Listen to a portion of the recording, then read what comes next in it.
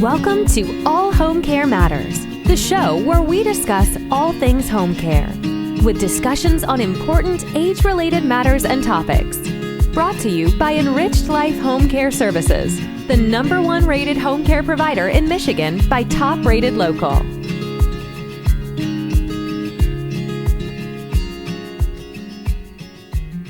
Hello, and welcome back to All Home Care Matters. If this is your first time visiting us here at the show, we want to say thank you for taking time out to be with us today. We appreciate how valuable everyone's time is, and that's why we try and make each episode here at All Home Care Matters something that will hopefully matter to you. Today, we are honored to welcome Dr. Barak Gaster. He is a professor of medicine at the University of Washington and also the director and founder of Dementia Directive and Cognition in Primary Care. Welcome, Dr. Barak. How are you? I'm good. Thanks so much for having me. It's our pleasure. So I introduced you as a physician. What is your specialty and background? Yeah, so I am a professor of medicine at the University of Washington, where I practice general internal medicine. So I'm a general internal medicine primary care doctor who really focuses a lot in my non-clinical work in the detection and management of dementia, specifically in the primary care space. Now, a lot of people that we speak to, they have some story or there was a circumstance or an experience that really led them to the pursuit of medicine or in healthcare in some fashion for helping others. Do you have a story?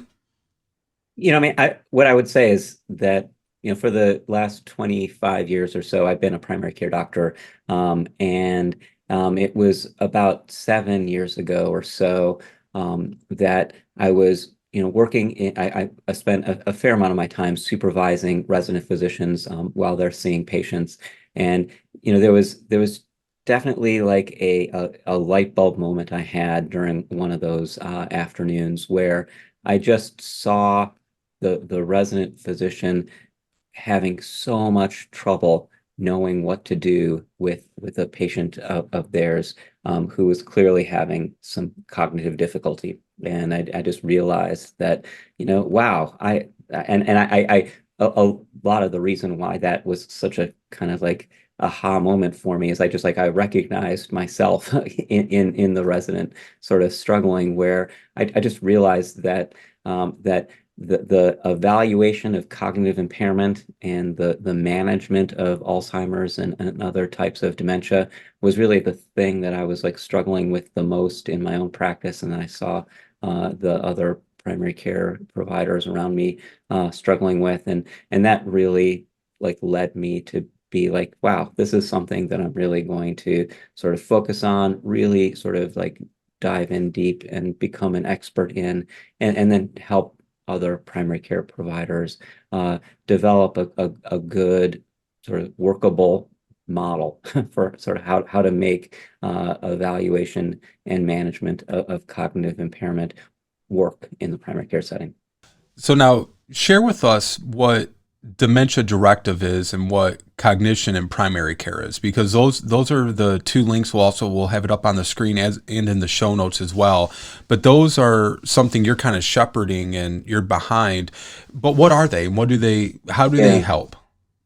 Yeah. So as I sort of started on this journey 7 years ago, really started to imagine and actually start giving workshops for other primary care providers specifically on dementia and other types of cognitive impairment. And early in that process, realized that one of the biggest missing pieces was advanced care planning, that it was really, really hard and common that family members and clinicians were really feeling lost and unsure of how to guide the care for somebody with dementia who has lost the capacity to make medical decisions on their own behalf. And so I really started to think about how could we make that process better? How could we help people to sort of express and articulate and share what their wishes would be if in the future they lost the capacity to make decisions because of dementia. And so, so as I was in the process of starting these workshops for primary care, also started talking to my colleagues here at the University of Washington who are experts in dementia, so neurologists, geriatricians, palliative care experts, to think about what would a dementia-specific advance directive look like. Because if you look at the standard advance directive living will that most people fill out, it has a lot of very specific, mostly legalistic language that really specifically pertains to if I were in a persistent vegetative state, or if I were, in a permanent coma, or if I were if my death were imminent, that this is what I would want. And none of those situations, even though they're important situations to express what your wishes would be, really pertain to really the number one reason that people lose the ability to guide their own care, which is Alzheimer's disease and other types of dementia. And so, working with these experts, we developed a dementia directive, which is an advanced directive that's very specific for dementia. We wrote about it in the Journal of the American Medical Association, and it got picked up and written about in the New York Times. And we built a website that offers that directive free to the public. And so since that time, it's been downloaded probably 200,000 times or so, still about 2,000 visitors to that website per month. That really is a structured way for people to communicate with their loved ones. It's not, the dementia directive is not a rigid algorithm. It's not even like a legally binding document, as much as it's a communication tool. It's a way for you to have a structured conversation with your loved ones, the people who might be in a position to make decisions on your behalf, for you to have a conversation with them, but then have something sort of like written down that they can sort of refer back to as a documented, structured way for you to express what your wishes would be if you developed dementia. And so that's the dementia directive. And that was sort of an exciting and good thing that a lot of people were very, very interested in.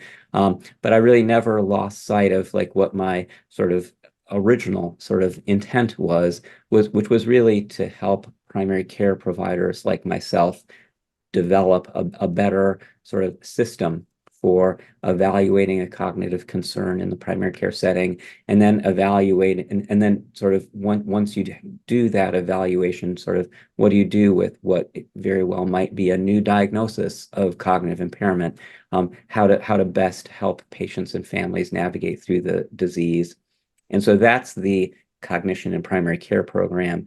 And it was about 4 years ago now that we ended up getting a large grant from the CDC to really build out that workshop that I had already been working on, to build a team and to really develop it into a more fully formed quality improvement initiative that we have just finished rolling out to the 14 clinics in the University of Washington Primary Care Network, and are now getting ready to package it and disseminate it to other health systems around the country.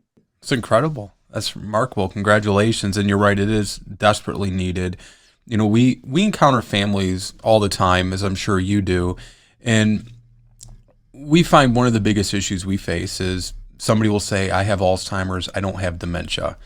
And it's like, well, you may have Alzheimer's, but if you have Alzheimer's, you also have dementia, but you can have dementia, but not have Alzheimer's. So there's a lot of misconceptions around the dementia and Alzheimer's as far as what it is and what it's not. How do you define dementia, and how would you then define Alzheimer's? Yeah. That's the number one question I get, and it is just it's so fuzzy and confusing. And the the picture that I like to paint for people is that that there, I think the most sort of immediately useful concept is what is often a trajectory, but it's not a sort of always a straight line, and it's not always a line that kind of continues on and on, but it's a spectrum that's really important to start with, which sort of is from normal changes that happen with aging, on one hand, and dementia on the other, with this condition mild cognitive impairment in between. And the thing that will sort of I, that will sort of locate people sort of on that line is really like a functional sense of like what is happening. How are they navigating through the world? How are they functioning in their lives? And so normal sort of changes with aging are like the common things that people have, where it takes longer to sort of come up with a word, or takes longer for them to sort of like find where they put their keys. But then they think of that word, or they remember the name of somebody who they sort of were having trouble with, or they eventually do find their keys, or they go upstairs and can't remember why they went upstairs, and so they go back down, and then they get downstairs and they go, oh right, that's why I was going upstairs. Like those are the things that really freak people out. Like, oh my God, I'm sort of developing Alzheimer's disease. But like those are sort of like normal, sort of not worrisome things. Whereas on the other side of the spectrum, it is, the clinical syndrome of dementia that I think, probably everybody who is listening to this has probably had some direct experience with at some point, which is somebody who has really, has lost the cognitive ability to do activities of daily living independently. So things like cooking and cleaning and driving, those are sort of what we think of as independent activities of daily living, which if you are not able to do those anymore because of cognitive impairment, then that is a diagnosis of dementia. And then the middle between the normal aging and dementia is really this condition, mild cognitive impairment, where somebody clearly has cognitive sort of processing problem, which is very often progressive, but not always, where people really score low on a cognitive test in a way that like they clearly would have scored perfectly on before. And so that is, people who are having difficulty with their short-term memory. So they're asking the same question 30 minutes later, or they're having difficulty completing a complex task, like preparing their taxes, which used to be really easy for them, or making a complex recipe in the kitchen that they used to sort of barely even need to look at a recipe for, because they had just done it so many times in terms of sequencing all the steps in that recipe. But then all of a sudden they're stuck, and they're not able to do that complex task, or they're becoming disoriented, say, in a place that they should know well. And so it's not getting disoriented in a new place that they've never been to before, but really a place that they've been to maybe dozens or hundreds of times. But then they have like kind of a moment where they're really not sure where they are or which direction they should turn in. Like those are three like big cognitive domains that can happen as people develop cognitive impairment, where if those are impaired, but somebody is still perfectly independent with all their activities of daily living, that is a diagnosis of the syndrome, mild cognitive impairment. And then, so that's the spectrum of just how people are sort of functioning in the world, to kind of like have at the top of your mind. And then you can start to sort of think about, well, what's happening in somebody's brain that might be causing them to develop progression along that spectrum, causing them to develop progressive neurocognitive degeneration.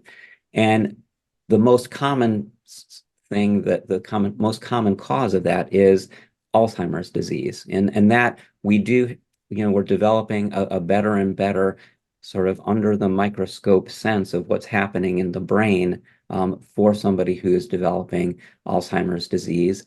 But it's not the only thing that can cause neurodegeneration along that spectrum, with the other common sort of etiologies being Lewy body disease or frontotemporal disease or microvascular disease.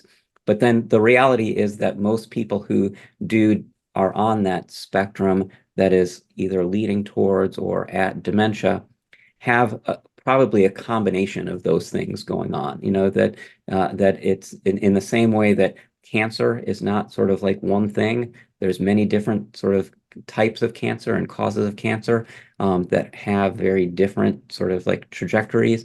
That is also true with neurodegeneration. And there are of those different things that can cause neurodegeneration and can cause mild cognitive impairment or dementia. Often people have a combination of features of their brain that are both Alzheimer's disease plus something else going on.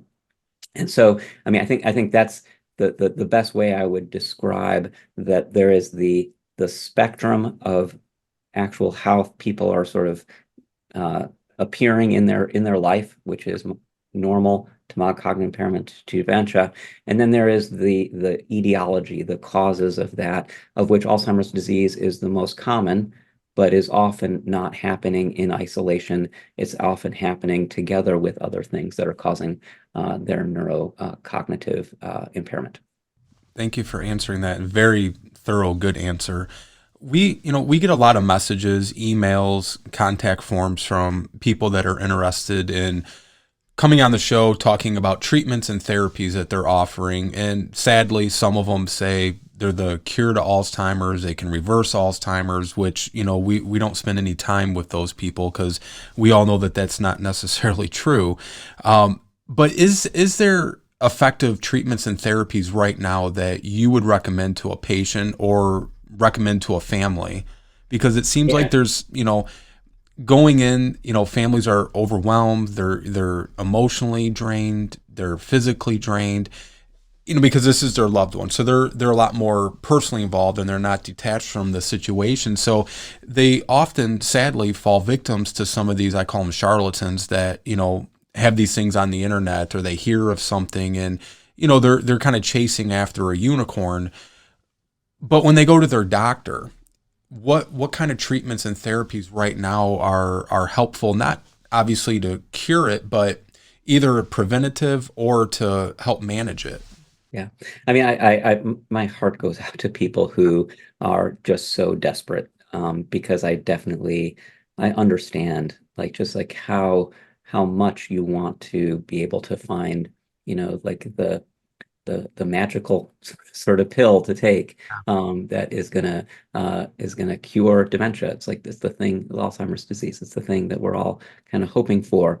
And we don't have a cure for Alzheimer's disease. But I think that what I can really share is that, I think that one of the big aha moments for primary care providers when we do the quality improvement initiative, continuing education training that we do for them, is that there are things that we can do right now to sort of maintain and improve people's brain health.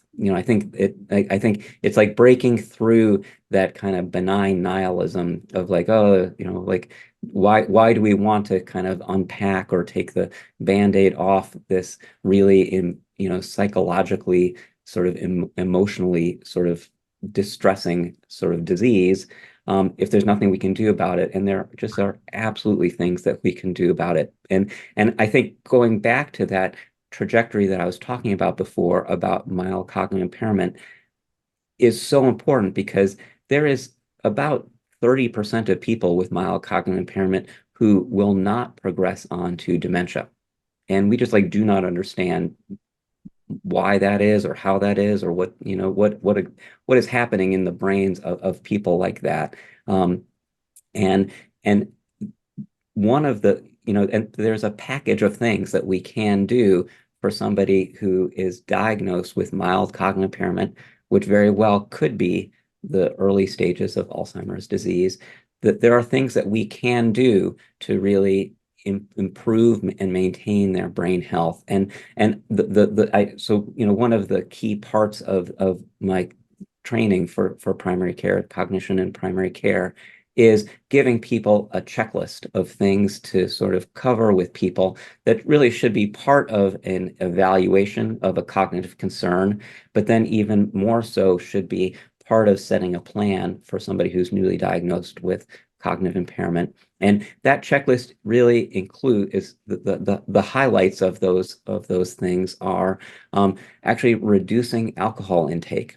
And that is confusing for people because people may have been drinking 3 to 4 drinks of alcohol a day their whole life, and you would never sort of think in any way that it's really medically harming them. It's not impairing them in any way. They're still very successful and functional in sort of all of their sort of activities of their life, and so you'd never think of them as having an alcohol use disorder.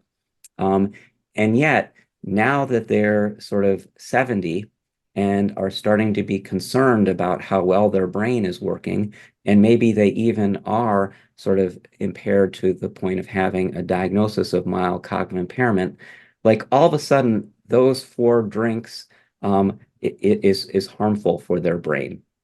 All of a sudden, you can really tell somebody with a lot of confidence that, if you were to reduce your alcohol intake from 3 to 4 drinks a day to 0 to 1 drink a day, your brain would work better. Your thinking would be better. And it's not just in the few hours after you have those drinks where you are drunk, but it really is in a 24/7 way of like how well your brain is working. You can tell them that is going to sort of, improve your brain health, to reduce your alcohol intake. And then the other sort of really key parts of that checklist are treating conditions that we might not necessarily connect to cognition, such as hearing loss. So I think there is, just like really emerging great data to say that people who have hearing impairment, who are either undiagnosed or are sort of undertreated because they've got a hearing aid, but they hate it and they don't wear it, that is a really significant contributor to cognitive impairment, because it's almost like it's a chicken and the egg phenomenon, where if somebody is sort of not able to hear well the things that are sort of like happening around them, they tend to kind of withdraw into themselves and sort of, really kind of disengage with the world, which is very similar to what happens as people are developing Alzheimer's disease. And so I think there is a really important key to keeping people sort of engaged and aware of the world that helps their brain to work better, that really is like key to maintaining brain health. And it's actually a similar phenomenon with sleep apnea. So people who have obstructive sleep apnea, who might be undiagnosed or undertreated because they hate wearing their CPAP mask, you can actually tell them that, if we were to sort of diagnose this condition and sort of get you sort of like used to or wearing your CPAP mask in a better way, so that you are getting sort of more sort of like beneficial sleep during the night, that during the day, your brain is going to work better. You're going to be less cognitively impaired. That's going to maintain your brain health. And I think depression is also like a very, very common sort of chicken and egg thing, where you can, you're not necessarily going to fix somebody's mild cognitive impairment, but you could make it a lot better if you sort of identify depression and treat it. And so those are sort of like the big key sort of things that I teach primary care that we really should be sort of more aware of. But then in terms of like, what about kind of like real, like just like sort of concrete bread sort of lifestyle things like exercise is absolutely great. Social engagement is actually absolutely great. And you can actually put those 2 things together and encourage people to go for a daily walk with a friend, where you're getting both some exercise and some social sort of interaction at the same time. as really concrete things that we really can do to sort of maintain and improve people's brain health. And that's like the stuff that's like right in front of us. That's like those are the opportunities that we're really missing. As we sort of are also like hoping and sort of looking for the magic pill. Those are the concrete things that we can do now.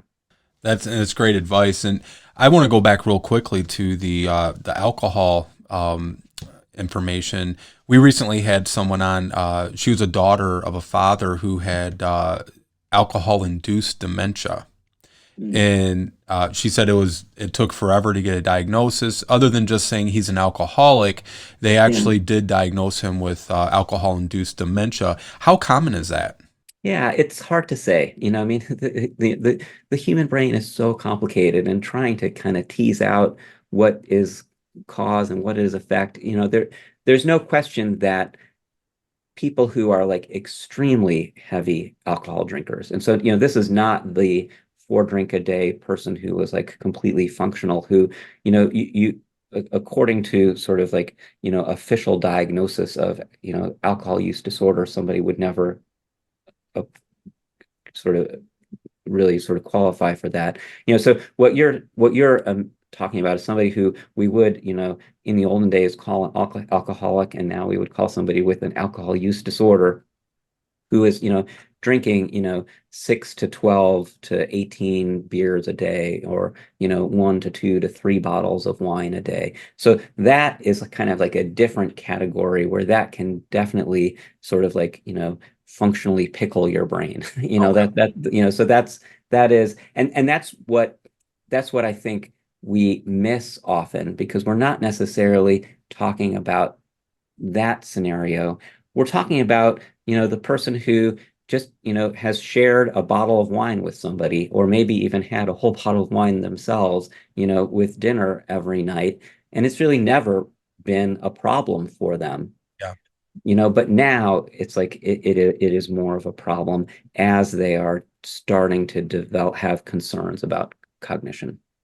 And what I found fascinating about it was, looking, and I did some research before she was on the show. And when you look at a quote unquote alcohol induced dementia brain, and then you look at an alcoholic's brain, they're identical. The imagery, the CAT scans and, whatnot. Yeah. And so in my head, I was thinking, so would that automatically mean that everyone that's diagnosed as an alcoholic that is having that effect on their brain, does that automatically make them have dementia, just because of the shriveling and, like you said, like the pickling of the brain? But I just find it fascinating because that was something I had never firsthand heard of before, or spoken to somebody, I should say, firsthand that had experienced that with a family member.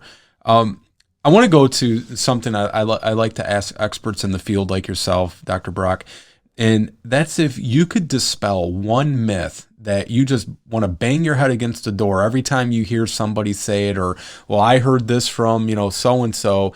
What's the one myth that you would love to dispel that is out there about dementia that just drives you crazy? Yeah.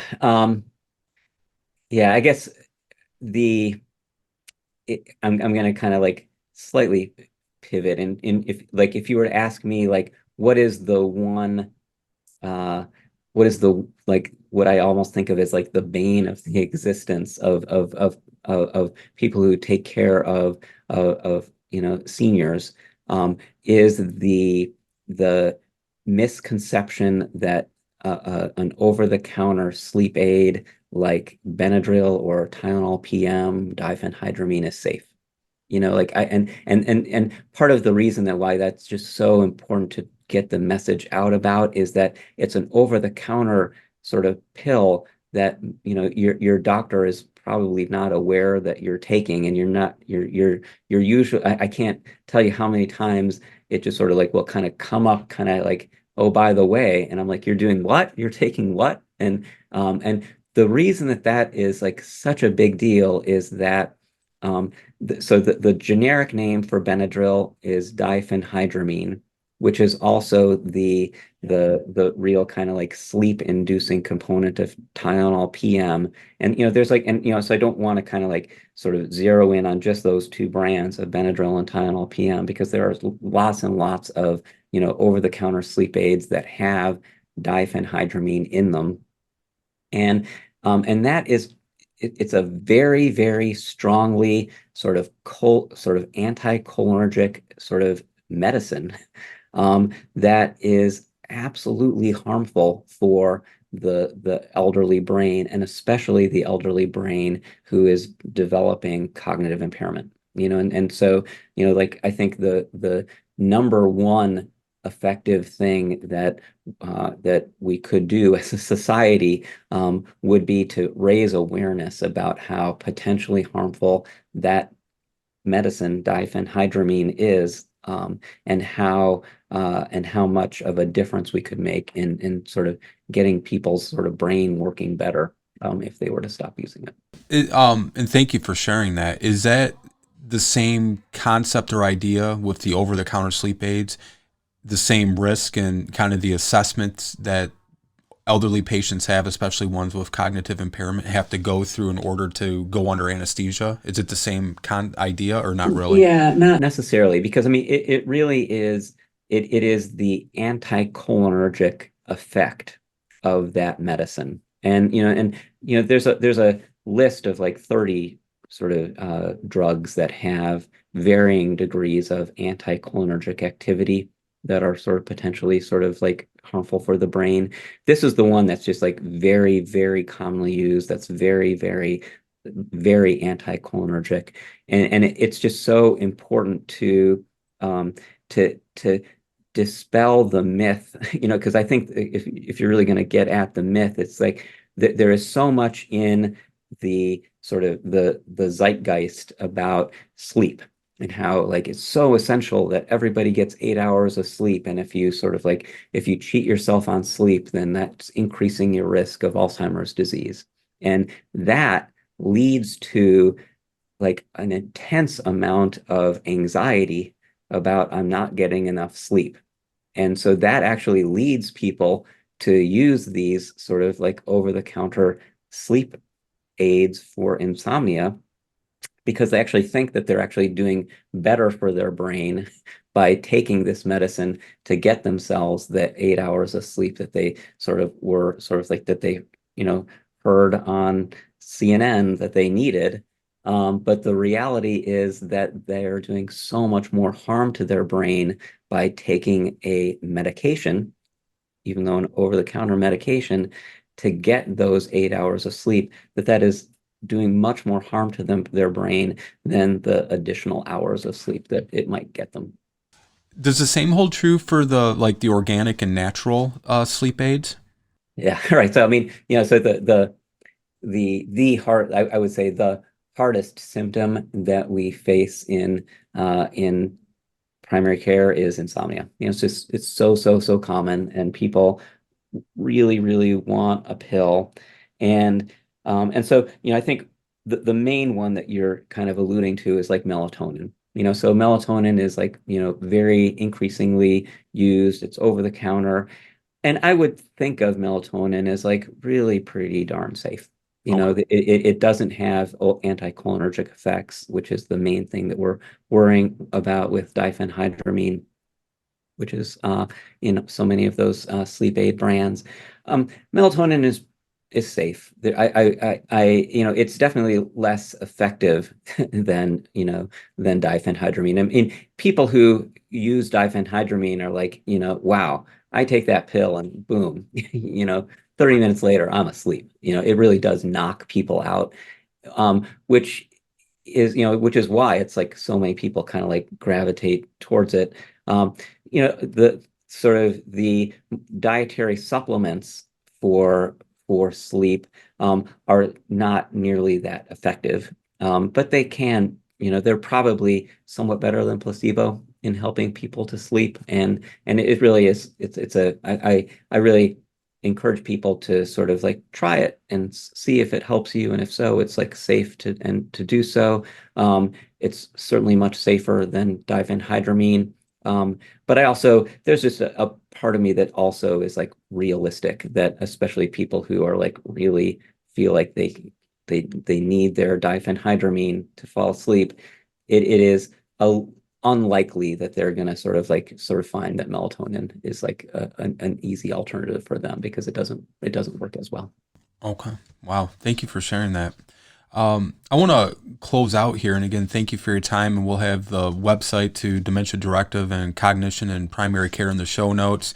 But if, in your professional opinion, what is a realistic expectation for finding a cure or a real meaningful treatment for a cure or preventative therapies for those dealing with cognitive issues? Yeah. I mean, if you had asked me this sort of 3 years ago, I would be sort of much more pessimistic than I am now. I think that the